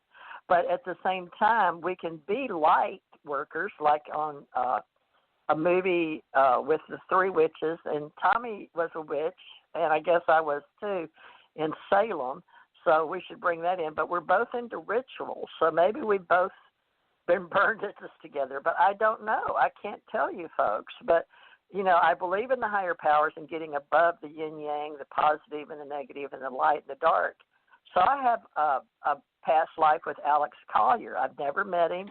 I didn't know anything about him, but Tommy brought him up once, and so did this guy I wrote for in Canada named Dirk Vanderplug when I was writing for UFO Digest about my UFO or extraterrestrial experiences. So you can look those up. They're still out there. But I had never heard, but I had an Andromeda story because when I was working at another level of consciousness in this 3D reality, we call it the UFO secret space. But some people were talking about the payloads we were taking up with NASA. You can find those on dark docs now. They're showing what we were taking up or during 85 and Star Wars and all that. But Tommy and I have a love. I don't know what else to call it, a like. I guess we like each other. We call each other and check on each other. I think he has some type of psychic ability because Janet, our third party, we made I asked him to have a power of 3 with me off of Charmed was the show I was thinking, and then I watched Supernatural. But Tommy, there's something we created for the Ascension Age, but I was creating it for what we're doing today. Janet was creating it for Stargate to the Cosmos, and you had the ability that you had wanted to have a UFO show, I believe, right? Was that your understanding? Well, that was the original thing, yeah. That was the original, yes. Take just 3 to 5 minutes because you talk for, you're really good at keeping things going on a thread. But just talk about how it is. You said we possibly have met in the past. And my thing with Alex Collier and Andromeda, he talks about the Patal. And I have no knowledge of that. So even though we may feel like we know a human from just visual seeing or feeling them, I've never met Alex Collier either, but it's the same thing with Tommy. But it feels real. And he talked about Andromeda like I did. Now, I've never met the man, and I didn't know his story. So only Tommy and Dirk Vanderplug were in some kind of – explain these people that you guys are. Were y'all in a small UFO community back in the 80s? But tell me about all that, please. All right. I want to go over everything you said. It's going to change. It's going to change what we were talking about. But people, we're going to stop it probably at that point, and we'll continue next week with that. But I want to go into these topics right now, starting from the beginning of what TJ said to now. Just want to say there's over 2,000 religions on this planet right now. And she kind of said that it's like we should learn to be more or less biased. Well, the problem is when you split something apart, doesn't make it better. It usually takes away from the whole. All right. When a religion splits and makes 3 more religions, it's separating from the facts that it had and adding their own personality, character into it. So when we say religions, and I hate to say this, religions will never unite. Do you think we're a movement? Because you were asking me about when I started the Ascension Center. But remember, I told you about Tony Stubbs, and he worked with Miss Carol Flowers out of Arizona, and she helped him with his book. And she helped Michael Sala, Dr. Sala, with his book. And then she helped me with, she was really busy, but we became friends through the Arizona hypnosis. And she was one of my first directors of ACO back in the day, back in the beginning, with the president of the hypnosis group. But, my point is we're still here, and it's like a movement. Carla Ruckert came along in 1978 with the University of Kentucky, and then David went and lived with her for a couple of years. But we're all on this ascension word. But back when I first got told, Tommy, before we had the internet, and I was asking for the internet because I already knew about it, because I worked in space with this technology. And I was real embarrassed because when the microwaves came out, I would talk to the microwave. I guess now you can. But it's been very hard for me to adjust, Tommy, to being who I am in different realities in one human body. Does that make sense to you? I'm sure you've had that because you've transitioned from, Buddhist, Eckhart, being dead to being alive to being in Atlantis. Here's the thing. But it's still love. So I still call it love. I'll mute. Well, so moves in different directions. All right. When you say multiple or different realities we're living in at the same time, I shift out of one, let go of that one, and move into the next one. Some people stay within the two or the three, whatever realities they're living in. But for me, I went from one to the other. When I was young, I went through 14 religions and found that none of them offered any truth about God. And that's what made me move into the next one. I found one that taught me how to leave the body, and that's important. So I stayed there for a long period of time. But when it came down to the foundation of their person being God, then it was no longer what I wanted to hear anymore. All right. So when we move, you can hang on to that. But see, here's something that I have to explain for myself. I only want to put things or deal with or teach what's going to help a person from where they are now to move forward into what they truly are as soul. Not to understand reality, understand other people, understand space, aliens, or anything else. They're all coming here for a reason. And it's two reasons why they come. One is for food, but the other one is for awareness. But they're not going to get either the way they're doing it. You can't take a person's sperm and create a soul and then expect to understand what our soul is.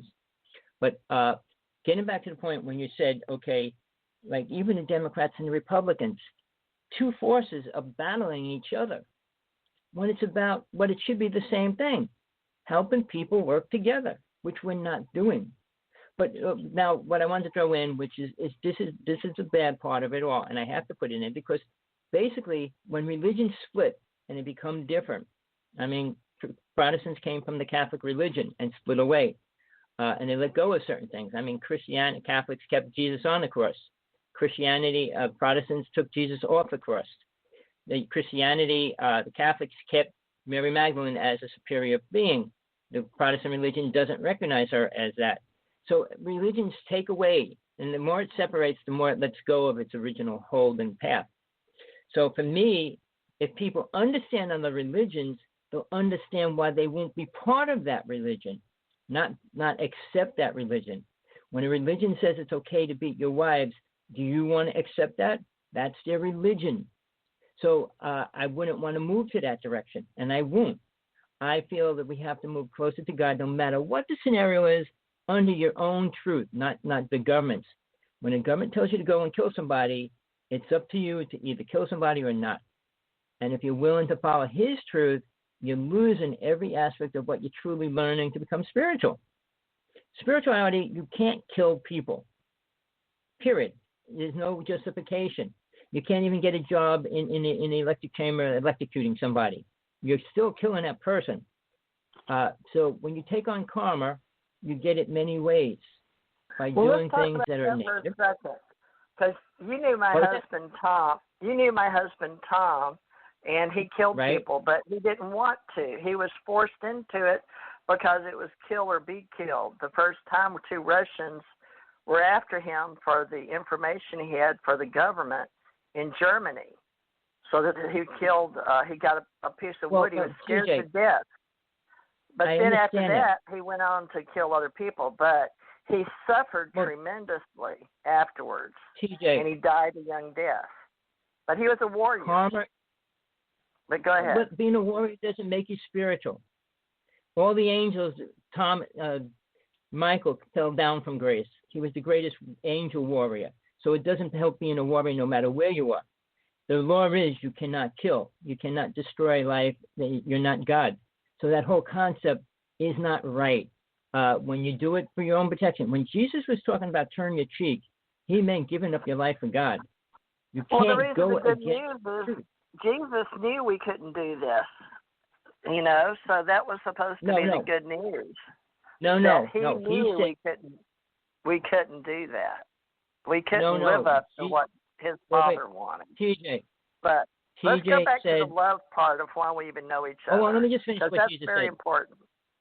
Did say there'll be some people coming out greater than he is. He said that. Nobody else did. And that didn't happen. So, but, okay, let's go back to present time. All right. The Pope himself is denying half of the truth of the Catholic religion now. So religions are falling apart. More people becoming New Age want to be spiritualists, is for a word for me, the way I would describe it. Saying they're spiritual, thinking they're spiritual, and believing it. And then trying to teach that as well. All right. Well, that's what we're Spirituality. doing, Tommy. So include me and you, because we're here together today, and we've got 20 minutes. So 20 minutes to explain why are we here and what's our message. All right. Again, I said it in the very beginning. Soul's here for one reason, only one. Not to create a rocket ship, not to create a nuclear bomb, hydrogen bomb, proton bomb, or any electron bomb. It wasn't here to do that. The alien races are not at any level close to where we are at a spiritual level of awareness. So when I said we are here for one thing, the only thing is to recognize ourselves as soul, understand it, and then travel within that body, not the physical body. And you don't have to travel in the astral body. There's 4 other bodies you can get into. And that's what you need to work on to get into. And I use the word ascending. You ascend from the physical world to the astral plane. Ascension, in my viewpoint, TJ has a different viewpoint of it. Ascension, only one person I know all through history ever went through it. Not any other being. Ascending means you attain complete awareness of the astral plane, complete awareness of all the 32 psychic abilities, and complete understanding and awareness of God itself. So that's when you ascend, because you have that ability to do it. Until you can go through all those aspects and understand all of them in 100% viewpoint and awareness, can you do that?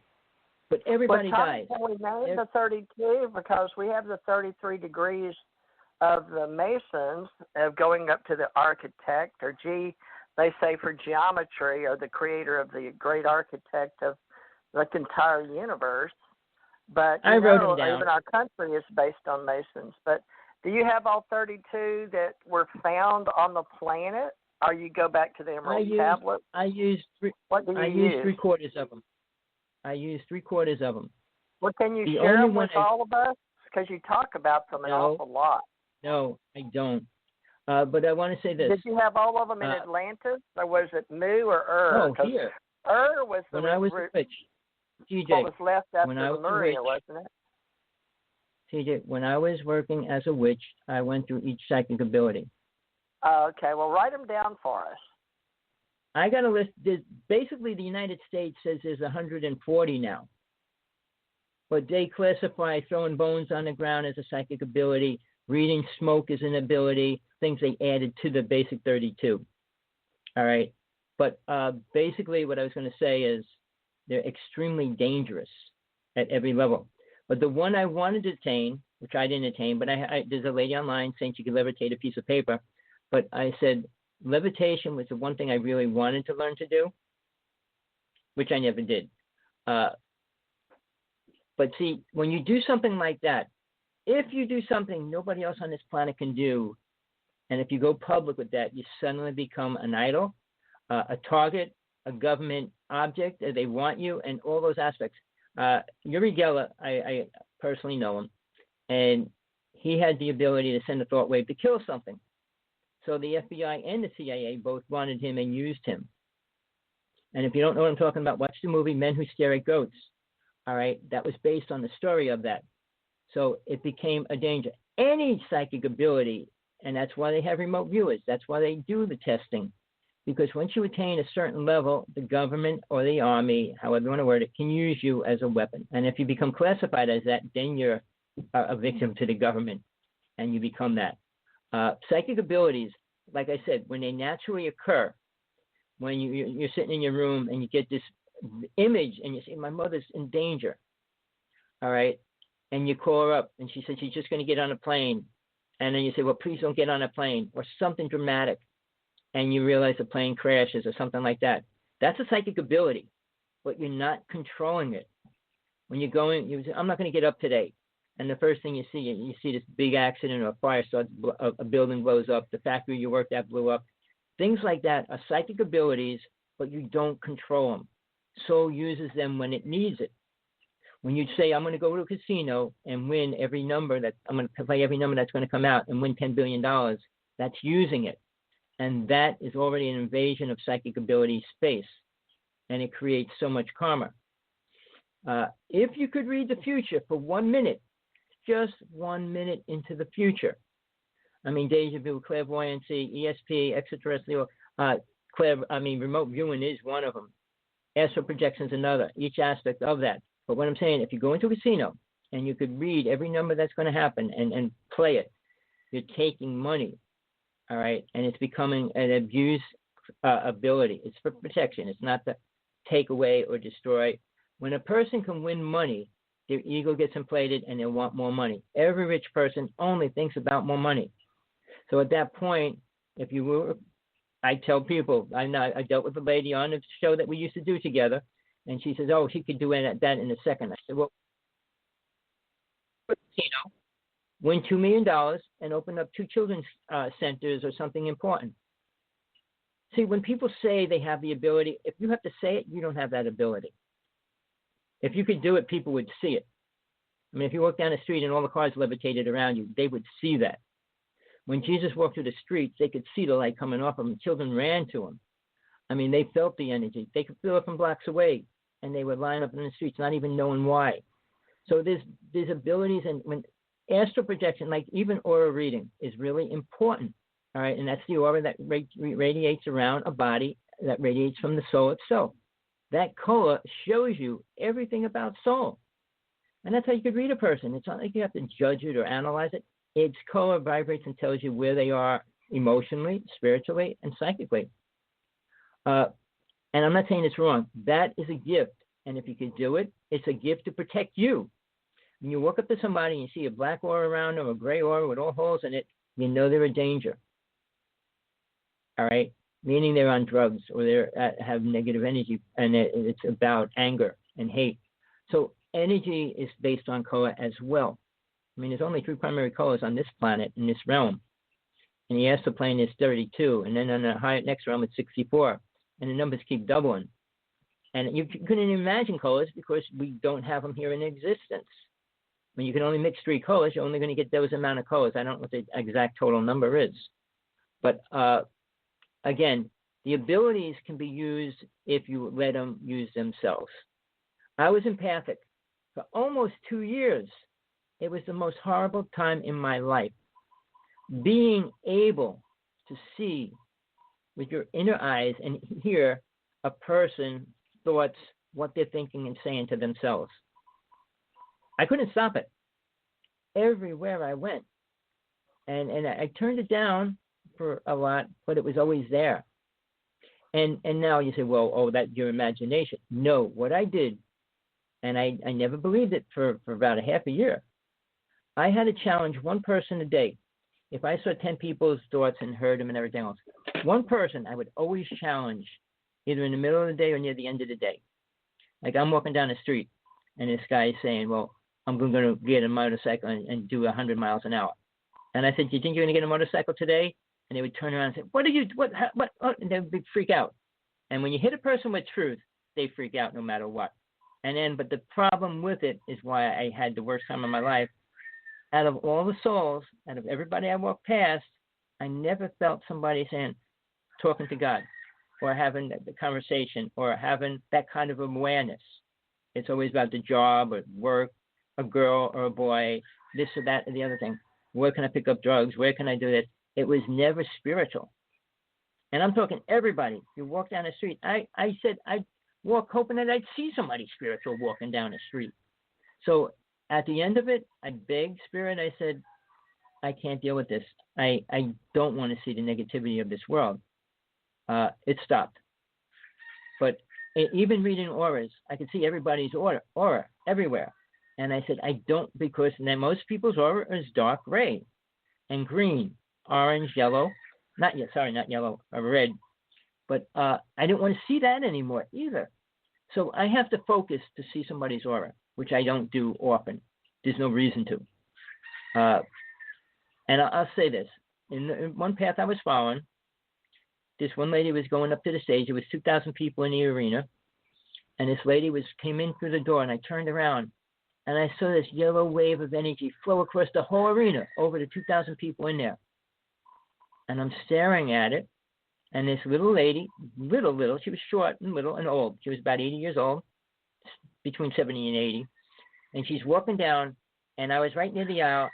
She turned right in the middle of that arena, turned around and looked at me, and she said, "I love you." And then she walked up to the stage. And you know why that happened? Because she could see that I could see her aura. All right. When I say if somebody's God realized, you can see it. Any God realized person can see it in another person. All right. And that's a gift. It's an incredible gift. But there's not too many people you're going to see it in. So it's not like you're going to see it every day or every year. So the gifts that they're, like I said, when you have these abilities, I mean, I'll write a list and tell you them all next time if you really want to hear them all. But they're not beneficial if you try to use them. If you were levitating, building a house, or building a pyramid, it was used in a way that was wise at the time. But who would use those abilities wisely today? I mean, with war and weapons and everything else, Tesla, when he created quantum physics, being able to take something and stick it into a vortex and have it disappear is where we're going. But that's this reality. It's not the next realm. It's not the astral plane. Like I said, there's 3 dimensions to this reality. So when we talk about psychic abilities, they all come up from the astral plane. Beyond that, they're not even useful. So when you take all these things, remote viewing, it's used wisely? No, it's never used wisely. You can't remote view somebody and say it's wise. The law, and the most spiritual law, which I'll throw at you right now, is called the law of non-interference. No soul has the right to interfere in any of the soul's path unless it's invited in. You can't go into somebody's house and say, "I'm going to teach you this," or "I'm going to show you this." That's an invasion. That's instant karma. How much karma it is up to the situation that you're creating. So when people say, "Well, I can do this, and I did that, and I did it," when people say things, they're saying it out of programmed ideas that they heard from other people. And here's what bothers me in the UFO world. Almost everybody in the UFO world that's an experiencer now says they volunteered to get abducted in this lifetime. All right. Why would you do something that's slowing your spiritual growth up rather than speeding it up? Coming back in another lifetime to have yourself be abducted by an alien race is downgrading your spirit awareness, real awareness. It has nothing to do with you moving forward. Anything that I'm trying to tell you is to help you look forward, not backwards or sideways. There's so many things to look on the side. They always say, don't fall up. It's a razor's edge. The path of truth is a razor's edge. Look either way, you'll fall off, and you'll slice yourself as well. So you don't want to look sideways. When you make a horse walk, you put blinders on them when you walk them in the city. They can't see around them. They have to see forward. And that's the way you have to think about spiritual growth. You can't look backwards. You can't look sideways. So it's a complicated path. It doesn't get easier. TJ wants to talk about her and me. There's a bond that gets created. I mean, if we didn't meet on the phone, we probably would have never met. But I know I have to meet certain souls. But her truth is her truth, my truth is my truth. But here's the thing. In this reality, and I know TJ has a certain dealing with trying to translate what she believes. And so I always say maybe, or nobody knows. Those questions can't be in your consciousness if you're an aware being. You have to know everything. Oh, well, you're a know-it-all. Yes, you are. You know everything you have to know about life and death for you. You don't have to know everything that's going to happen to the rest of the world and what they're going to do and all that, but you have to know where you are and where it plays out in your lifetime and where you go when you leave this reality. That's the only thing that matters. The only thing. Because you're not going to be able to take your children with you. You're not going to be able to take them and guide them. You're not going to be able to do all the things you would really like to do in this conscious mind that you're in right now. Your wife, when you die, she doesn't have you no more, period. Come back as a spirit, what can you do for her? Nothing. So all these psychics that tell you their spirits are there and they said they love you and they forgive you, it's all these things that we lose track of why we're here and why we need to leave. We only got 5 minutes left. I was looking at the different psychic abilities. I can't pull them up, so all I can see is Wikipedia. But we can discuss all that in another show. But I did notice I went to the outside of our show, and CBS is advertising Star Trek Discovery on the outside. And I don't understand all the algorithms, folks, but we hope you get something out of the shows we do, and that Tommy's just not spitting in the wind, or I'm spitting in the wind. So we hope you can send us a line. So I'm going to use the last few minutes to let you know that, we're all just burning up our wick if we're a candle in the wind, right, or a candle in the dark. So, I would say that one little candle, because when I grew up as a little girl, I remember when if everybody lit just one little candle, what a bright world this would be. So I like things that make me feel good. I like good words. There's so much that brings us down, death and dying and people around us, that maybe it's not bad for them because they're passing, but so far the people I've seen pass and had to be there suffered, my husband and my daughter, and it wasn't good. So, they didn't want to be on life support at the end. And I'm still trying to heal memories that I've seen in this reality that went into my mind. So, yes, I have psychic abilities from death and dying. That's the only way I think I could have got them. But, Tommy, I want to make people feel better about if they have and if they need help in my group. So that's, if we've got clairvoyance, and I'm a precog and I know that, and I see things, I can see them in dreams before they happen, and then I live them out. I can see houses I'm going to live in, and I live in them. So I have all kind of firsthand intuitive thoughts and talents, and I've trained over 1,500 people. I lost the book, but I used to have all their names in Hawaii when I was training for 4 years, and advertised, and people came to me. And then I have the Ascension Age. And the point was with Tommy was he came to me with Janet Carol Lesson, both of Hawaii, that had met and talked to each other. And, they both agree to disagree, but I love both of them, and they're both interesting. And all three of us are just uniquely different. But today I put Edgar Cayce teachings on our show, Modesto, California, Unity Church, Ascension Center. And I also put that we like science fiction. I like Philip K. Dick a lot. A lot of people, I put Star Trekkers and Star Warriors. I put we share fandom in Star Trek and Star Warriors and space travel, but I don't see it on the outside because I did it while we were here. But that must be why now I can't get into it, but it must be why we have some advertisements. So everyone, please be aware that now where we are in this reality, that everything you say that comes out of your mouth, that goes into your smartphone, that goes into your computer, that goes into your tablet, that is you now. That is your avatar inside cyberspace. And you're being tracked by not just our country, but other countries, especially on these radio shows. So people know this. So you are the power of your voice, your thoughts, your words, your deeds. So if you can't help somebody, please don't hurt them. That's one of the Buddhist things, and the Dalai Lama said that. And I've always remembered that. So we've only got a minute. But, Tommy, tell people on our show, how can they reach you? Thank you, everybody. I give my first two books away free as an ebook. Get in touch with me, Hawksblood1, HAWKSBLOOD1 at AOL.com. If you want to talk directly, please Skype me, SK, Skype. And then just my name on that is Hawksblood2. It's 1 and a 1, so it's really 11. But Hawksblood11 on Skype if you want to talk directly. Or just 2 I's or 2 L's? 2 1s. Did I go 2 1s. 2 1. So, okay, HAWKSBLOOD, Hawksblood11 at AOL. Right. He still has America Online. I don't know if Ted Turner owns that anymore. Who owns that? Does AT&T own AOL, or who owns AOL now? Oh, no, they joined a couple other companies, I think, not Google, one of them, Microsoft, and they're partners with a bunch of people right now. But they're always changing as well as every other company. Verizon so and whatever Yahoo and AOL. Looks like Verizon bought AOL for $4.4 billion. Wow. That's a lot of money. And then Verizon bought Yahoo for $4.5 billion in 2017. Yep.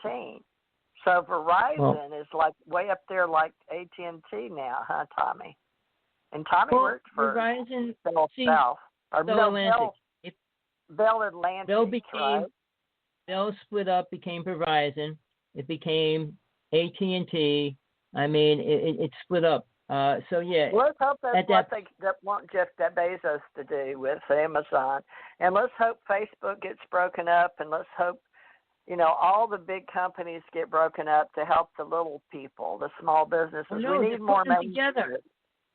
What? When I worked for Bell Atlantic, when Bell Atlantic and AT&T, they split them up. Since you can't be two companies together, and after they split them up, they allowed them to form all these other ones. So it's contradictory. Well, now there's Verizon, AOL, Yahoo. They're letting the bigger ones all be big conglomerates again. Right, Huge. Exactly. AOL, Time Warner, New York. Wow. One world order. The word one world order, which we didn't talk about, but that's what it's going to become. UN Agenda 21, people. It's happening this year. Check it out. Look it up. Find out what it is. UN Agenda 21. It starts this year. It started 10 years ago. You're talking in 2021. We're starting Agenda 21. Yep. But that's what it's on about. Your show Tuesday. Now you do shows under Tommy Hawk's Blood, and you have your own YouTube. This one will go up under our shows: Teresa J. Morris, TJ Morris ET Radio, ACIR Radio, ACO Radio, Ascension Center. I've got so many YouTubes out there that I haven't even cared, but there are a lot of channels out there, folks. So good luck on trying to find where these shows are. They go on Spreaker too, Tommy, Stitcher, iHeart.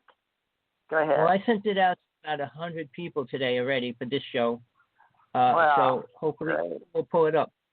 Okay. I know people will just watch it later. Yeah, it costs us on Blog Talk. Anybody can do this 2 hours a day, just so you know. But we're not supposed to say we're with Blog Talk or Blog Talk. We can put it in the beginning. But VoxNest Inc., a big company, bought Blog Talk. So I guess we can say we're with VoxNest, but it's Blog Talk Radio still is the address. So it's blogtalkradio.com/TJ Morris ET Radio. And Tommy and I have found something, but we didn't really get into it. So maybe he can look into why synchronicity and why people. But the only thing I heard you say, Tommy, is you figure you're going to probably run into somebody from a past life in this reality or something like that. But that would be a good message. Well, just do a sermon or a message on that. All right. Thank you, Tommy, and we'll see you next week. Okay? Love and light. Thank you, everybody. Thank you. Send you a link to everybody again. Thank you.